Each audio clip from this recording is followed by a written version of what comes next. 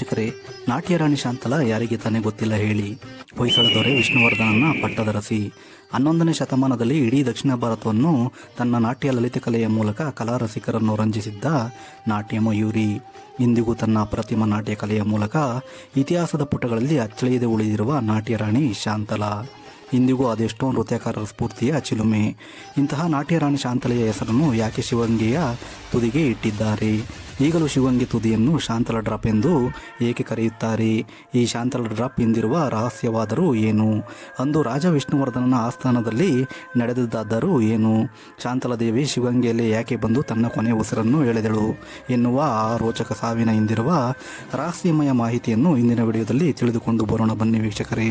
Video ಇಷ್ಟವಾದರೆ ಒಂದು like ಕೊಡುವುದನ್ನು ಮಾತ್ರ ಮರೆಯಬೇಡಿ ವೀಕ್ಷಕರೇ. ಒಂದು ದಿನ ಮಂತ್ರಿ ಗಂಗರಾಜುವಿನೊಂದಿಗೆ ಹೊಯ್ಸಳ ರಾಜ ವಿಷ್ಣುವರ್ಧನ ರಾಜಕಾರ್ಯದ ನಿಮಿತ್ತ ಹೊರ ಸಂಚಾರಕ್ಕೆ ಬಂದಿರುತ್ತಾನೆ. ಹೀಗೆ ತನ್ನ ರಾಜಕಾರ್ಯವನ್ನು ಮುಗಿಸಿ ಆಸ್ಥಾನಕ್ಕೆ ತೆರಳುವ ಮಾರ್ಗ ಮಧ್ಯೆ ಈಗಿನ ಶಿವಂಗೆ ಬೆಟ್ಟದ ತಪ್ಪಲಿಗೆ ಬರುವಷ್ಟರಲ್ಲಿ ಕತ್ತಲು ಆವರಿಸಿಬಿಡುತ್ತದೆ. ಆದ್ದರಿಂದ ರಾಜ ವಿಷ್ಣುವರ್ಧನ ಆ ದಿನ ಬೆಟ್ಟದ ತಪ್ಪಲಿನಲ್ಲೇ ವಿಶ್ರಾಂತಿ ಪಡೆಯಲು ಎಲ್ಲ ವ್ಯವಸ್ಥೆ ಮಾಡುವಂತೆ ಮಂತ್ರಿ ಗಂಗರಾಜುವಿಗೆ ಆದೇಶಿಸುತ್ತಾನೆ. ಮಂತ್ರಿ ಗಂಗರಾಜು ಉಳಿದುಕೊಳ್ಳಲು ಬೆಟ್ಟದ ತಪ್ಪಲಿನಲ್ಲಿ ಎಲ್ಲ ವ್ಯವಸ್ಥೆ ಮಾಡುತ್ತಾನೆ. ದಣಿದಿದ್ದ ರಾಜ ವಿಷ್ಣುವರ್ಧನ ಇನ್ನೇನು ನಿದ್ರಾವಸ್ಥೆಗೆ ಜಾರಬೇಕೆನ್ನುವಷ್ಟರಲ್ಲಿ ಬೆಟ್ಟದ ಮೇಲಿಂದ ಗೆಜ್ಜೆಗಳ ಸದ್ದು ರಾಜನ ಕಿವಿಗಳಿಗೆ ಬಿದ್ದು ರಾಜನ ಕಿವಿ ಮತ್ತು ಮನಸ್ಸುಗಳೆರಡೂ ಮದಗೊಳ್ಳುತ್ತವೆ. ಇಂತಹ ಗೆಜ್ಜೆಯ ಸದ್ದಿಗೆ ಮಾರು ಹೋದ ವಿಷ್ಣುವರ್ಧನ ಮಂತ್ರಿ ಗಂಗರಾಜುವಿಗೆ ಮೇಲಿಂದ ಬರುತ್ತಿದ್ದ ಗೆಜ್ಜೆಯ ಸದ್ದು ಯಾರದ್ದೂ ತಿಳಿದುಕೊಂಡು ಬಾ ಎಂದು ಹೇಳಿ ಕಳುಹಿಸುತ್ತಾನೆ. ರಾಜನ ಆಜ್ಞೆಯಂತೆ ಬೆಟ್ಟದ ಮೇಲೆ ತೆರಳಿದ ಮಂತ್ರಿ ಗಂಗರಾಜು ವಾಪಸ್ ಬಂದು ಅಲ್ಲಿ ನೃತ್ಯಾಭ್ಯಾಸ ನಡೆಯುತ್ತಿದೆ ಎಂದು ತಿಳಿಸುತ್ತಾನೆ. ಇದರಿಂದ ಕುತೂಹಲಭರಿತನಾದ ರಾಜ ತಾನೇ ಬೆಟ್ಟದ ಮೇಲೆ ತೆರಳಿ ಮನೋಮೋಹಕವಾಗಿ ನೃತ್ಯ ಮಾಡುತ್ತಿದ್ದ ಶಾಂತಲಳ ರೂಪಲಾವಣ್ಯಕ್ಕೆ ಬೆರಗಾಗಿ ಮೊದಲ ನೋಟದಲ್ಲಿ ಪ್ರೀತಿಸಿ ಮುಂದೆ ವಿಷ್ಣುವರ್ಧನ ಶಾಂತಲೆಯನ್ನು ತನ್ನ ಪಟ್ಟದರಸಿಯನ್ನಾಗಿ ಮಾಡಿಕೊಳ್ಳುತ್ತಾನೆ. ವೀಕ್ಷಕರೇ, ಇವರ ಪ್ರೀತಿಯು ಇಂದು ಮೊದಲನೆಯದ್ದೇನಲ್ಲ. ಹಾಗೆ ನಾವು ಇವರ ಮೊದಲ ಜನ್ಮಾಂತರ್ಯದ ರಹಸ್ಯವನ್ನು ನೋಡುವುದಾದರೆ ಶತಮಾನಗಳ ಹಿಂದಿನ ಮೌರ್ಯ ಸಾಮ್ರಾಜ್ಯದ ಕಾಲಕ್ಕೆ ನಾವು ಹೋಗಲೇಬೇಕು. ಯಾಕೆಂದರೆ ಇವರ ಪ್ರೀತಿ ಅರಳಿದ್ದೇ ಮೌರ್ಯ ಸಾಮ್ರಾಜ್ಯದ ಚಂದ್ರಗುಪ್ತ ಮೌರ್ಯನ ಆಳ್ವಿಕೆಯಲ್ಲಿ. ಚಂದ್ರಗುಪ್ತ ಮೌರ್ಯ ಅಂದಿನ ಸೆಲ್ಯೂಕಸ್ನ ಮಗಳು ಎಲನ್ನಳನ್ನ ಪ್ರೀತಿಸಿ ಮದುವೆಯಾಗುತ್ತಾನೆ. ಆದರೆ ಚಂದ್ರಗುಪ್ತ ಮೌರ್ಯನ ಗುರುವಾಗಿದ್ದ ಆಚಾರ್ಯ ಚಾಣಕ್ಯರು ಇವರಿಬ್ಬರು ಬೇರೆ ಬೇರೆ ಧರ್ಮ ಮತ್ತು ಬೇರೆ ಬೇರೆ ಮತಗಳ ಅನುಯಾಯಿಗಳಾದ್ದರಿಂದ ಸಾಮ್ರಾಜ್ಯದ ಹಿತದೃಷ್ಟಿ ಮತ್ತು ಚಂದ್ರಗುಪ್ತ ಮೌರ್ಯನ ಆಡಳಿತ ವ್ಯವಸ್ಥೆಗೆ ಧಕ್ಕೆ ಬರುವ ಸಂದರ್ಭವಿದ್ದರಿಂದ ಕೌಟುಂಬಿಕವಾಗಿ ಅವರಿಬ್ಬರನ್ನು ಸೇರಲು ಬಿಡುವುದಿಲ್ಲ. ಇದರಿಂದ ಮನನೊಂದ ಎಲನ್ನಾಳು ತನ್ನ ದುಃಖವನ್ನು ಚಾಣಕ್ಯರಲ್ಲಿ ತೋಡಿಕೊಳ್ಳುತ್ತಾಳೆ. ಇದಕ್ಕೆ ಉತ್ತರ ಕೊಟ್ಟ ಚಾಣಕ್ಯರು, ಈ ಜನ್ಮದಲ್ಲಿ ನೀವಿಬ್ಬರೂ ಒಂದಾಗಲು ಸಾಧ್ಯವಿಲ್ಲ. ಆದರೆ ಮುಂದಿನ ಜನ್ಮದಲ್ಲಿ ನೀವಿಬ್ಬರೂ ಒಂದೇ ಧರ್ಮದಲ್ಲಿ ಹುಟ್ಟಿ ಪ್ರೀತಿಸಿ ಮದುವೆಯಾಗಿ ದಾಂಪತ್ಯ ಜೀವನದಲ್ಲಿ ಒಂದಾಗುತ್ತೀರಿ ಎಂದು ಹೇಳಿ ಆಶೀರ್ವದಿಸುತ್ತಾರೆ. ಮುಂದೆ 100 ವರ್ಷಗಳ ತರುವಾಯ ಅಂದರೆ 11ನೇ ಶತಮಾನದಲ್ಲಿ ಹೀಗೆ ಆಶೀರ್ವದಿಸಿದ ನಂತರ ಮರುಜನ್ಮ ಪಡೆದ ಎಲನ್ನಾಳೆ ಶಾಂತಲೆ. ಈ ರಾಜ ವಿಷ್ಣುವರ್ಧನನೇ ಆ ಚಂದ್ರಗುಪ್ತ ಮೌರ್ಯ ಮತ್ತು ಆ ಆಚಾರ್ಯ ಚಾಣಕ್ಯರೇ ಹೊಯ್ಸಳ ವಿಷ್ಣುವರ್ಧನನ ರಾಜಗುರು ರಾಮಾನುಜಾಚಾರ್ಯರು ಎಂದು ಜನಪದ ಕಥೆಗಳಲ್ಲಿ ಮತ್ತು ಜನರ ನಂಬಿಕೆಗಳ ಪ್ರಕಾರ ಜನಜನಿತ ವದಂತಿಯಾಗಿ ಇಂದಿಗೂ ಉಳಿದುಕೊಂಡು ಬಂದಿದೆ ಎಂದು ಹೇಳಲಾಗುತ್ತದೆ. ಆದರೆ ಇದಕ್ಕೆ ಯಾವುದೇ ಐತಿಹಾಸಿಕ ದಾಖಲೆಗಳು ಇನ್ನೂ ಸಿಕ್ಕಿಲ್ಲ. ಹೀಗೆ ಇವರಿಬ್ಬರು ಮುಂದೆ ಜೈನ ಧರ್ಮದಲ್ಲಿ ಹುಟ್ಟುತ್ತಾರೆ. ರಾಮಾನುಜಾಚಾರ್ಯರಿಂದ ಪ್ರಭಾವಿತನಾದ ರಾಜ ವಿಷ್ಣುವರ್ಧನ ಮುಂದೆ ಜೈನ ಧರ್ಮದಿಂದ ಹಿಂದೂ ಧರ್ಮವಾದ ವೈಷ್ಣವ ಧರ್ಮಕ್ಕೆ ಮತಾಂತರವಾಗುತ್ತಾನೆ. ಆದರೆ ನಾಟ್ಯ ರಾಣಿ ಶಾಂತಲೆ ಜೈನ ಧರ್ಮದಲ್ಲೇ ಮುಂದುವರಿಯುತ್ತಾಳೆ. ಹೀಗೆ ಜೈನ ಧರ್ಮದಲ್ಲಿ ಮುಂದುವರೆದ ಶಾಂತಲೆ ಶ್ರವಣಬೆಳಗೊಳದ ಕೆಲವು ಬಸದಿಗಳು ಸೇರಿದಂತೆ ಹಲವಾರು ಬಸದಿಗಳನ್ನು ನಿರ್ಮಿಸುವುದರೊಂದಿಗೆ ಜೈನ ಧರ್ಮದ ಮಂದಿರಗಳಿಗೆ ಕಾಣಿಕೆಗಳನ್ನು ನೀಡಿ ಅವುಗಳ ಜೀರ್ಣೋದ್ಧಾರ ಮಾಡಿಸುವಲ್ಲಿ ಬಹು ಮುಖ್ಯ ಪಾತ್ರ ವಹಿಸುತ್ತಾಳೆ. ಮುಂದೆ ಬೇಲೂರಿನ ಚೆನ್ನಕೇಶವ ಮತ್ತು ಸಾಮ್ರಾಜ್ಯದ ಹಲವೆಡೆ ಹಲವಾರು ದೇವಾಲಯ ನಿರ್ಮಿಸುವುದರೊಂದಿಗೆ ಜಗದ್ವಿಖ್ಯಾತಿಯನ್ನು ಪಡೆಯುತ್ತಾಳೆ. ಕರ್ನಾಟಕದಾದ್ಯಂತ ಇಂತಹ ದೇವಾಲಯ ಜೈನ ಬಸದಿಗಳನ್ನು ನಿರ್ಮಿಸಿ ಜೀರ್ಣೋದ್ಧಾರ ಮಾಡಿದ ಅಪ್ರತಿಮ ಲಾವಣ್ಯವತಿ ನಾಟ್ಯ ರಾಣಿ ಶಾಂತಲೆಗೆ ಕಾಲಕ್ರಮೇಣ ಮಕ್ಕಳಿಲ್ಲದ ಚಿಂತೆ ಕಾಡಲು ಪ್ರಾರಂಭಿಸುತ್ತದೆ. ರಾಜ ವಿಷ್ಣುವರ್ಧನನ ಪಟ್ಟದರಸಿಯಾಗಿದ್ದ ರಾಣಿ ಶಾಂತಲೆ ತನಗೆ ಮಕ್ಕಳಿಲ್ಲದೆ ಹೋದ್ದರಿಂದ ರಾಜ್ಯ ಕೈತಪ್ಪಿ ಬೇರೆಯವರ ಆಡಳಿತಕ್ಕೆ ವಶವಾಗುತ್ತದೆ. ಇಂತಹ ದಶಕಗಳ ಕಾಲ ಆಳಿದ ಹೊಯ್ಸಳ ಸಾಮ್ರಾಜ್ಯ ನನ್ನಿಂದ ನಿರ್ನಾಮವಾಗಬಾರದೆಂದು ತನ್ನ ಅತ್ತೆಗೆ ಅಂದರೆ ರಾಜ ವಿಷ್ಣುವರ್ಧನನ ತಾಯಿಗೆ ಅವಳ ಅಂತ್ಯಕಾಲದಲ್ಲಿ ಕೊಟ್ಟಿದ್ದ ಮಾತಿನಂತೆ ಅವಳು ಸಾಮ್ರಾಜ್ಯವನ್ನು ಉಳಿಸಲು ತನ್ನ ಪ್ರಾಣವನ್ನೇ ಕೊಡುತ್ತೇನೆಂದು ಶಾಂತಲೆ ಮಾತು ಕೊಟ್ಟಿರುತ್ತಾಳೆ.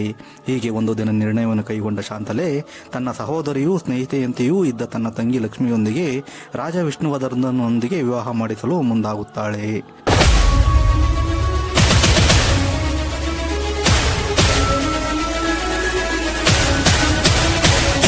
ಆದರೆ ರಾಜ ವಿಷ್ಣುವರ್ಧನ ಶಾಂತಲೆಯ ಮೇಲಿದ್ದ ಅಗಾಧ ಪ್ರೀತಿ ವ್ಯಾಮೋಹದಿಂದ ಶಾಂತಲೆಯನ್ನು ಬಿಟ್ಟು ಬೇರೆಯವರನ್ನು ಪಟ್ಟಮಹಿಷಿಯನ್ನಾಗಿ ನೋಡಬಯಸಲು ಒಪ್ಪುವುದಿಲ್ಲ. ಆದರೆ ಶಾಂತಲೆ ಅಷ್ಟಕ್ಕೆ ಸುಮ್ಮನಾಗದೆ ರಾಜ್ಯದ ಒಳಿತಿಗಾಗಿ ಮತ್ತು ಸಿಂಹಾಸನದ ಮುಂದಿನ ಹೊಯ್ಸಳ ಸಾಮ್ರಾಜ್ಯದ ವಂಶದ ಕುಡಿಗಾಗಿ ರಾಜ ವಿಷ್ಣುವರ್ಧನನನ್ನು ಒಪ್ಪಿಸುತ್ತಾಳೆ. ಆದರೆ ರಾಜ ವಿಷ್ಣುವರ್ಧನ ಒಲ್ಲದ ಮನಸ್ಸಿನಿಂದಲೇ ಶಾಂತಲೆಯ ತಂಗಿ ಲಕ್ಷ್ಮಿಯನ್ನು ವಿವಾಹವಾಗುತ್ತಾನೆ. ಹೀಗೆ ಮದುವೆಯಾದ ಲಕ್ಷ್ಮಿಗೆ ಮಕ್ಕಳಾದರೂ ಶಾಂತಲೆ ಬದುಕಿರುವಾಗಲೇ ಪಟ್ಟಮಹಿಷಿ ಎಂದು ರಾಜ್ಯದ ಜನತೆ ಅವಳನ್ನು ಒಪ್ಪುವುದಿಲ್ಲ. ಯಾಕೆಂದರೆ ಆಗಿನ ಕಾಲದಲ್ಲಿ ರಾಜನಿಗೆ ಎಷ್ಟೇ ಹೆಂಡತಿಯರಿದ್ದರೂ ರಾಜ್ಯ ಆಡಳಿತದ ದೃಷ್ಟಿಯಿಂದ ಒಬ್ಬ ಕನ್ಯೆಯನ್ನು ಮಾತ್ರ ರಾಜನ ಪಟ್ಟಮಹಿಷಿ ಇಲ್ಲ ಪಟ್ಟದರಸಿ ಎಂದು ಘೋಷಿಸಲಾಗುತ್ತಿತ್ತು. ಅಂತಹ ಪಟ್ಟದರಸಿಯಿಂದ ಹುಟ್ಟಿದ ಮಕ್ಕಳಿಗೆ ಮಾತ್ರ ರಾಜ್ಯ ಪಟ್ಟ ಕಟ್ಟಿ ರಾಜ್ಯಭಾರ ಮಾಡಲು ಅವಕಾಶ ಮಾಡಿಕೊಡಲಾಗುತ್ತಿತ್ತು. ಆದರೆ ಶಾಂತಲೆ ಇನ್ನೂ ಜೀವಂತವಾಗಿದ್ದರಿಂದ, ಇನ್ನೂ ವಯಸ್ಸಿನಲ್ಲಿ ಕಿರಿಯವಳಾಗಿದ್ದರಿಂದ ರಾಜ್ಯಾಂಗ ಇದಕ್ಕೆ ಅಂದು ಸಮ್ಮತಿಸಲಿರಲಿಲ್ಲ.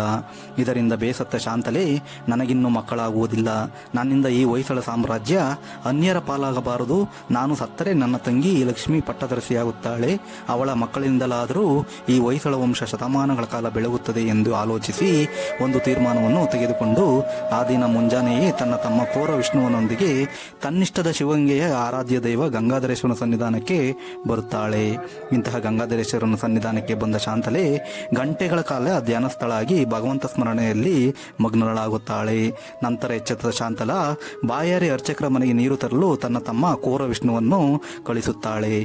ಮಕ್ಕಳಿಲ್ಲದೆ ಖಿನ್ನತೆಯಿಂದ ಬಹುವಾಗಿ ಬಳಲಿದ್ದ ಅಪ್ರತಿಮ ಸುಂದರಿ ಕಲಾ ಆರಾಧಕಿ ಲಾವಣ್ಯವತಿ ಹೊಯ್ಸಳೇಶ್ವರ ಸಾಮ್ರಾಜ್ಯದ ರಾಜಮಾತೆ ತನ್ನ ನಾಟ್ಯದಿಂದಲೇ ಇಡೀ ದಕ್ಷಿಣ ಭಾರತವನ್ನು ರಂಜಿಸಿ ಬೇಲೂರು ಹಳೆಬೀಡಿನ ಶಿಲಾಬಾಲಕಿಯರ ಕೆತ್ತನೆಗೆ ಜೀವಂತ ಸ್ಫೂರ್ತಿ ತುಂಬಿದ್ದ ನಾಟ್ಯರಾಣಿ ಶಾಂತಲೆ ತನ್ನ ಕೊನೆಯ ಉಸಿರು ಎಳೆಯುವಾಗಲೂ ತನ್ನ ಕಾಲ್ಗಳಿಗೆ ಗೆಜ್ಜೆ ಕಟ್ಟಿ ನರ್ತಿಸುತ್ತಾ ಶಿವಂಗಿಯ ತುತ್ತ ತುದಿಯಿಂದ ಹಾರಿ ತನ್ನ ಪ್ರಾಣವನ್ನು ತನ್ನನ್ನು ನಂಬಿದ್ದ ಕರ್ನಾಟಕದ ಅಂದಿನ ಮಹಾಜನತೆಗೆ ಮತ್ತು ಹೊಯ್ಸಳ ಸಾಮ್ರಾಜ್ಯದ ಉಳಿವಿನ ಹಿತದೃಷ್ಟಿಯಿಂದ ತನ್ನನ್ನೇ ತಾನು ಅಂತ್ಯ ಮಾಡಿಕೊಳ್ಳುವುದರೊಂದಿಗೆ ಆ ಮಹಾತಾಯಿ ಅಂದು ತನ್ನ ಪ್ರಾಣವನ್ನು ಅರ್ಪಿಸಿಕೊಳ್ಳುತ್ತಾಳೆ.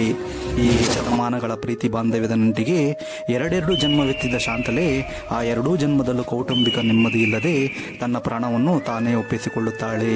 ಇನ್ನು ನಮ್ಮಂಥ ಜನಸಾಮಾನ್ಯರು ಅಂತಹ ವಿಧಿಯ ಮುಂದೆ ಯಾವ ಲೆಕ್ಕ ಹೇಳಿ?